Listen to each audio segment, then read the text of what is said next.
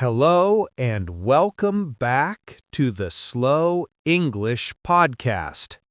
My name is David. And I'm Emily. We are so happy you are here to practice your English with us today. That's right.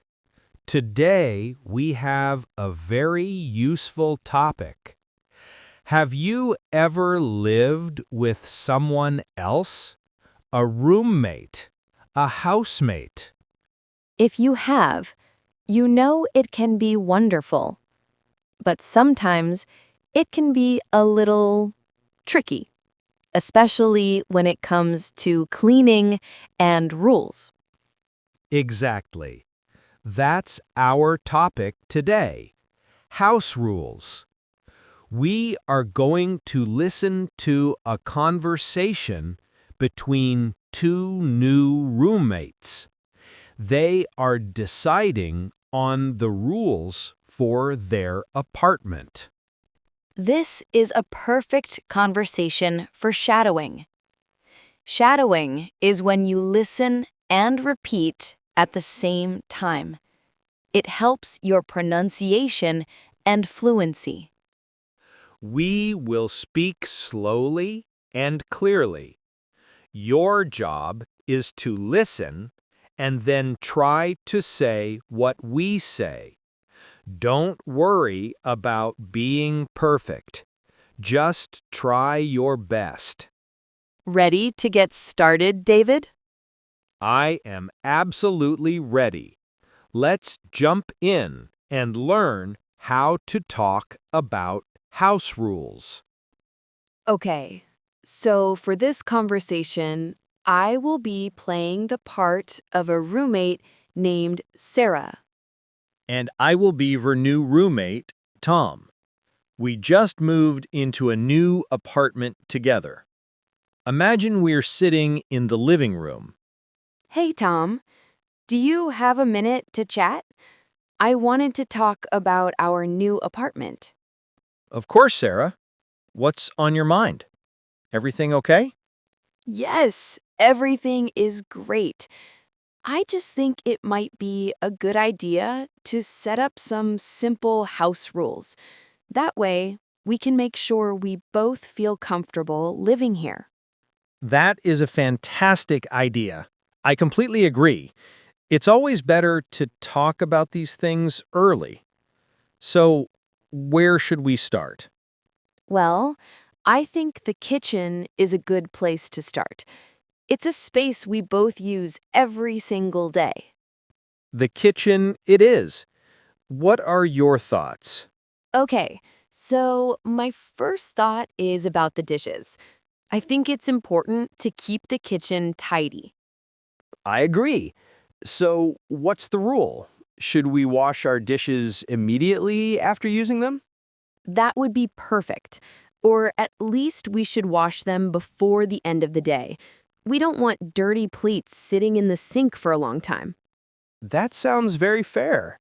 Wash dishes on the same day. I can definitely do that. What about wiping the counters and the table? Good point. I think we should wipe them down after we cook. It only takes a minute, and it keeps the kitchen looking nice and clean. Okay, so rule number 1 for the kitchen is clean up after yourself. Wash your dishes and wipe the counters. Exactly. That was easy. Now, let's stop the role play for a moment. Did you hear those phrases, listeners? Keep the kitchen tidy. This means to keep it neat and organized.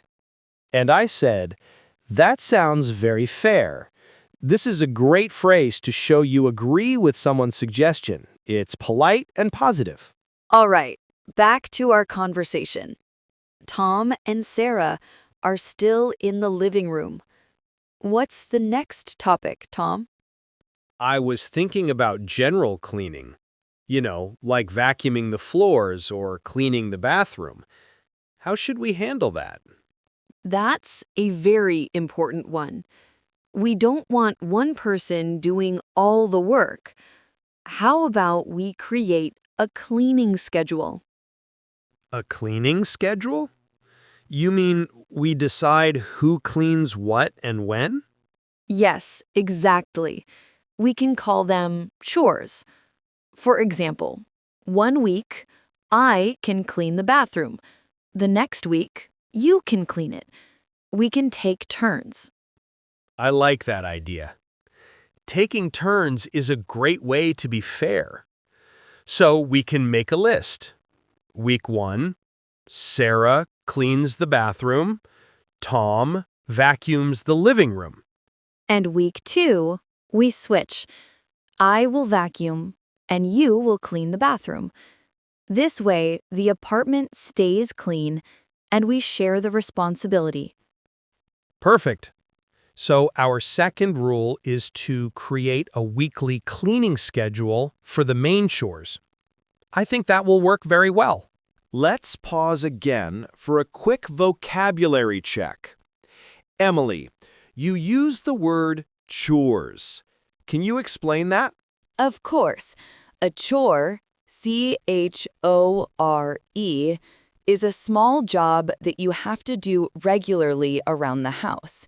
Washing dishes is a chore. Taking out the trash is a chore. And we talked about a cleaning schedule. This is also sometimes called a cleaning rota in British English.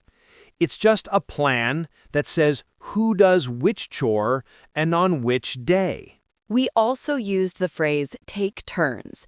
This means that I do something, then you do something, then I do it again, and so on.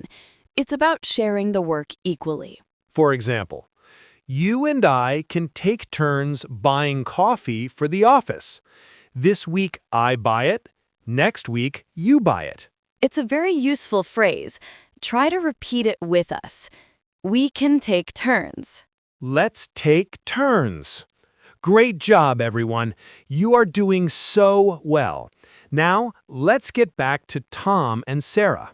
Okay, we have rules for the kitchen and for weekly cleaning. What's next on the list, Tom? Let's talk about guests. I like having friends over sometimes. How do you feel about that? I like having friends over too. It's nice to be social.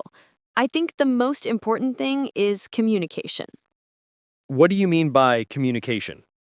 I just mean we should probably give each other a heads up if we are planning to have people over, especially if it's more than one or two friends. A heads up. That's a good way to put it. So just sending a quick text message like, hey, I'm having 2 friends over for dinner tonight. Exactly. That way there are no surprises. And maybe we can agree on no loud parties on weeknights, like from Monday to Thursday. We both need to wake up for work. That makes total sense. Quiet time on weeknights is important. So our third rule is give a heads up about guests and keep things quiet on work nights. Perfect. This is all going very smoothly. Let's pause and look at that great phrase Emily used. Give a heads up. A heads up is an informal way to say a warning or some information in advance. It's very common and friendly. Your boss might say, just a heads up. The meeting tomorrow will be an hour long. It means, I am telling you this now so you are prepared. It's a fantastic phrase to use with friends and colleagues. Try saying it. Give me a heads up. Now, let's return to Tom and Sarah for our final house rule. What else is there to discuss? Well, Tom, what about shared items? Things like toilet paper, cleaning supplies, or maybe even milk and coffee? How should we manage those? That's a good question. We don't want a situation where one person is buying everything. My idea is we could have a shared list. When someone notices we are running low on something, they write it on a list on the fridge. And then whoever goes shopping next can buy the items on the list? Exactly. And we can split the cost. We can just keep the receipts and figure it out at the end of the month. Or we can take turns buying the supplies. I like the idea of a shared list. It's simple and effective. So, Rule number 4 is use a shared list for common supplies and split the cost. And with that, Tom and Sarah have created 4 clear and fair house rules. Let's do a quick review of them. Rule number 1 was about the kitchen. What was it, Emily? Clean up after yourself. Wash your dishes on the same day and wipe the counters. Very simple, very important. Rule number 2 was about bigger cleaning jobs. We decided to create a weekly cleaning schedule for chores like vacuuming and cleaning the bathroom, and we will take turns. Rule number 3 was about guests. The key here is communication. Always give your roommate a heads up before having friends over, and keep things quiet on weeknights. And finally, rule number 4 was about shared supplies. We will use a shopping list on the fridge and split the cost to make sure it's fair. These 4 rules cover the most common issues that roommates have. Having this conversation early can prevent so many problems later. Now, let's talk about something really important: the tone of the conversation. Did you notice how Tom and Sarah spoke to each other? That's a great point, David. The tone was very friendly and cooperative. It was not a fight. It was a discussion between 2 people who want to live together happily. Notice the phrases they used to make suggestions. Sarah started with, "I think it might be a good idea to..." That's a very soft and polite way to introduce an idea. And I, as Tom, used phrases like, "That is a fantastic idea," and "That sounds very fair." This shows agreement and positivity. It makes the other person feel heard and respected. They also used questions to make suggestions, like, "How about we create a cleaning schedule?" This feels more like a collaborative suggestion than a demand. A demand would be, "You have to clean the bathroom every second week." That sounds very aggressive, right? It does. But how about we take turns cleaning the bathroom? Sounds so much better. It invites the other person to agree. So remember, when you have this conversation in English, your tone and your choice of words are very important. Be polite, be positive, and focus on finding a solution together. And that brings us to the end of our episode. We hope this conversation between Tom and Sarah was helpful. Remember, the goal of this podcast is for you to practice speaking. So go back and listen to this episode again. This time, try to speak along with us. Be Tom or be Sarah. Pause the audio whenever you need to. Repeat the sentences. Try to copy the intonation, the rhythm of our voices. This is how you build confidence and fluency. Living with a roommate is a big part of life for many people, and knowing how to talk about rules is a very valuable skill. You can use these phrases not just with roommates, but also with family or colleagues. You are learning a language, and that is an amazing thing. Every time you listen, every time you practice, you are getting better and better. We are so proud of you for showing up today and putting in the work. Keep practicing, stay curious, and don't be afraid to make mistakes. That's all from us for today. Thank you for listening to the Slow English Podcast. Until next time, happy learning.